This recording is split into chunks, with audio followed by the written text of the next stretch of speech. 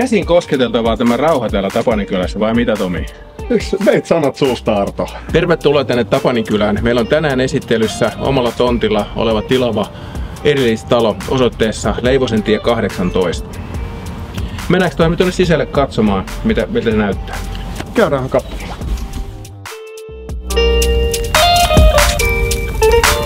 Rauhallisuuden lisäksi tältä alueelta löytyy todella kattavat palvelut, esimerkiksi Tammiston palvelut, kauppakeskus Jumbo, viihdekeskus Flamingo sekä Kivenheiton päässä Haltialan kotieläintila. Lapsiperheen tarpeisiin löytyy alueelta myös kattavia palveluita, kuten koulut, jotka sijaitsevat ihan Kivenheiton päässä. Perheen pienimmille alueelta löytyy päiväkoteja useita. Lähin niistä on päiväkoti Tilhi, joka on ihan muutaman 100 metrin päässä.